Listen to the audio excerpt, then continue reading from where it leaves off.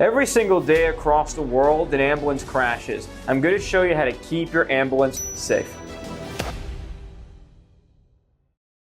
I've compiled my top 10 EMS driving tips into this one video. Now, we're going to start from pre-shift and go all the way to when we're driving lights and sirens. First is your mind and your mental. Accidents happen when you are not sharp. Make sure you always show up to work early.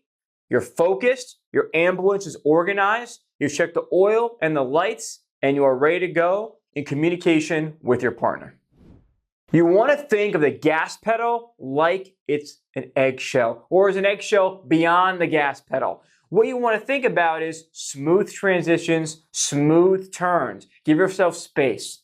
So remember, when you're driving, half the time, it's going to be responding. The other half of the time, it's going to be somebody in the back of the ambulance doing patient care, your partner. So you want to be smooth in the turns, and you also want to think of that eggshell because they're providing patient care in the back of the ambulance. You don't want to be jostling them around when we're trying to get an IV, right? Let's move on to number 3. 2 heads are better than 1 when we're talking about responding to calls. So you're going lights and sirens. You're obviously hyper-focused while you're driving. Have your partner scouting out, looking for you, right?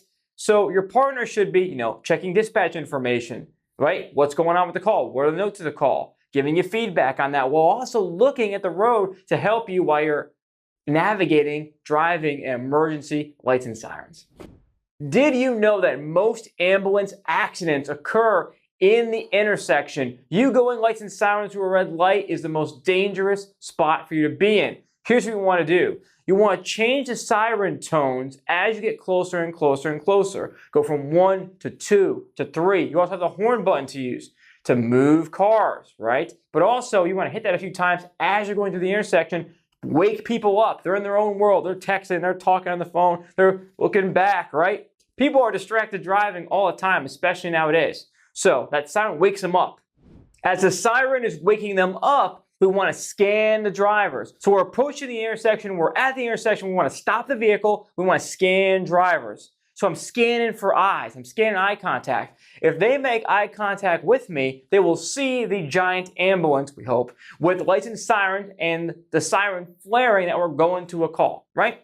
So that is what we want to look for, scan the eyes. Now, as we're continuing en route, pass on the left side whenever possible. Now, there are times when you're in the ambulance where the traffic is so immense, it's impossible. There's no way you can pass on the left. People are splitting the road like this, and you're going through the middle. You can't control that. You have to just go through, right? You got to continue forward. But pass on the left whenever possible and try to get the cars to slide to the right. Easier said than done, but trust me, passing the left. Parking the ambulance when you're used to driving a car, SUV, or even a truck, it can mess with your mind. It's a giant vehicle. So when you're a rookie EMT, you want to practice backing up, practice, odd parking maneuvers as much as possible with your senior partners, or even your other new partner, whatever you're doing. But practice as much as possible.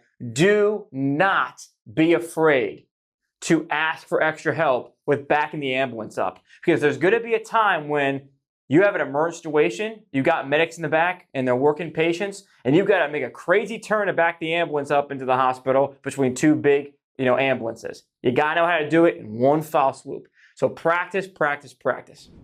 I'm going to say always, but whenever possible, have somebody spot you backing up on scene, right? You've probably seen this. You've probably seen this, right? Turn the wheel, come this way, turn the wheel, come this way. That's what we mean by a spotter, go like this, right? Those are some of the signs that you'll see when someone's backing you up, turning different directions, stopping, come on back, stop, right? Have a spotter. It is crucial. The spotter is your safety net from you crashing the ambulance. Use it whenever you can.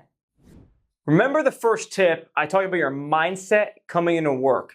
Well, another one is knowing the roads builds your confidence, makes you less nervous as a rookie EMT.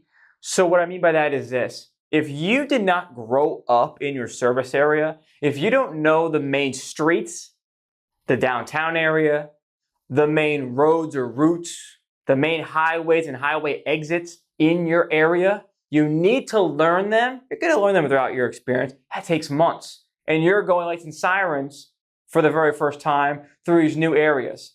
I recommend that you start to spend some off-duty time.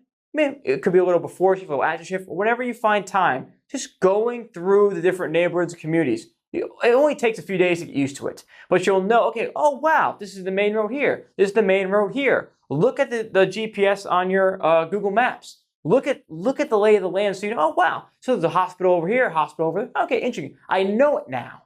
Know what the hospitals offer. It gives you more confidence when you're driving emergency because you'll never know what's going to happen. When you log in on shift, you just never know what's going to occur. Now here's number 10. This is the best tip I've ever gotten. In bad weather environments, or if you are ever unsure of where you're going, always go the way that you came to the call to get yourself back to the main road that you know. So what I mean by that is this. Let's say you were in blizzard-like conditions. Don't go the new way. Go the way that you came. Go the way that, how did we get to the neighborhood? Well, we went this way. It was a clear road. Get back to that clear road, and then you'll get yourself on the main road that leads to the hospital. Within a few days, few weeks, you'll be out there, you'll be getting that experience. I look forward to your success on this. The first link in the description is lifetime access to my video vault that includes 420 videos of content, EMT, advanced EMT, paramedic level, school prep, medications, anatomy and physiology, and national registry prep at every single level is the first link in the description. And my new EMS friends, I will see you on the next video.